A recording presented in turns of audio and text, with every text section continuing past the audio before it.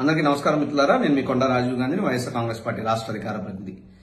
తానెంతో visionary అనే చెప్పుకునే చంద్రబాబు నాయుడు గారి పరిపాలన వైఫల్యం ఏ స్థాయిలో ఉంది అంటే, ఒక ప్రభుత్వ కనీస బాధ్యతైన వైద్యం, విద్య సదుపాయాల విషయంలో కూడా సంపూర్ణంగా ఫెయిల్ అవుతా ఉన్నారు. అందులో భాగంగానే ఈ రాష్ట్రం ఉన్నటువంటి ఆరోగ్యశ్రీ పథకం అనారోగ్యం పాలయ్యింది. అలసత్వం అనేటువంటి క్యాన్సర్ సోకింది.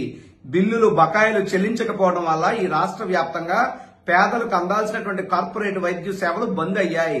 రాష్ట్ర వ్యాప్తంగా 350 పైచిలకు నెట్వర్క్ ఆసుపత్రుల్లో నో ట్రీట్మెంట్ బోర్డులు కనబడతా ఉన్నాయి. ఎంత తేడానో మీరు గమనించండి ప్రజలారా. గతంలో జగన్మోహన్ రెడ్డి గారు అధికారంలో ఉన్నప్పుడు ప్రభుత్వ స్కూళ్ల బయట నో వేకెన్సీ బోర్డులు కనబడతా ఉంటే, ఇప్పుడు చంద్రబాబు నాయుడు గారి పాలనలో ప్రైవేట్ ఆసుపత్రుల బయట నో ట్రీట్మెంట్ బోర్డులు కనబడతా ఉన్నాయంటే వ్యవస్థ ఎంత అధ్వానంగా ఉందో అర్థం చేసుకోండి.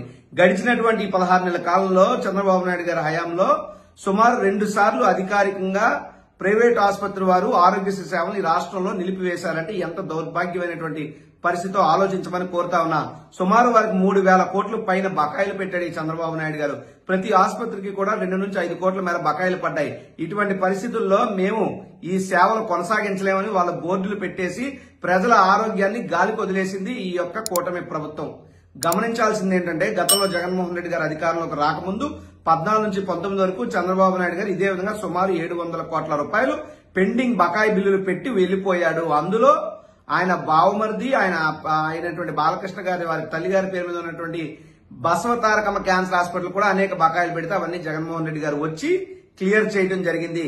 జగన్మోహన్ రెడ్డి గారు వచ్చిన తర్వాతే అనారోగ్యం పాలైనటువంటి ఆరోగ్యశ్రీ పథకానికి పునర్జీవం పోశాడు, ఊపిరులు ఊదాడు, అంబులెన్సులు కొన్నాడు, సుమారు 700 కోట్ల పైన బకాయిలు చెల్లించాడు, 1075 ఉన్న వైద్య సేవను 3,000 పైచులకు తీసుకొచ్చాడు, 5 లక్షల వార్షిక ఆదాయం ఉన్నటువంటి ప్రజలందరినీ ఈ పథకం పరిధిలోకి తెచ్చాడు, వైద్య ఖర్చు పరిమితిని 25 లక్షల రూపాయలకి పెంచాడు, ఆరోగ్యశ్రీకి పునర్జన్మనిచ్చింది జగన్మోహన్ రెడ్డి గారు. అయితే ఈ రోజు ఆరోగ్యశ్రీ పథకం పాతాళానికి పోతా ఉంది. నేను గమనించమని కోరుతా ఉన్నా. ఒసే రాములం లాంటి సినిమాలో రచయిత ఒక పాటలో ఒక 2 లైన్లు రాశాడు. ఏమనంటే, మీ అమ్మకు జలుబు చేస్తే అపోలోలో చేరుతుంటే నా తల్లికి క్యాన్సర్ అయితే ఆకుపసరు మింగుతుండే అని రాశాడు. అటువంటి పరిస్థితుల నుండి ప్రతి పేదవాడికి కూడా వైద్యం అందాలి, వైద్యం అందక ఏ పేదవాడి ప్రాణం పోకూడదు, ఎవరు అనారోగ్యం పాలవ్వకూడదు, అప్పులు పాలవ్వకూడదు లక్ష్యంతో రాజశేఖర్ రెడ్డి గారి యొక్క మానస పుత్రిక ఈ ఆరోగ్యశ్రీ పథకం. ఈ పథకం రాజశేఖర రెడ్డి గారు తెచ్చిన తర్వాత ఆయన్ని కొనియాడిన వారంటూ కూడా ఎవరు లేకుండా పోలేదు. అందరూ కొనియాడారు. ఆ పథకాన్ని కొనియాడమే కాదు, రాష్ట్రంలో భారతదేశంలో ఇతర రాష్ట్రాలు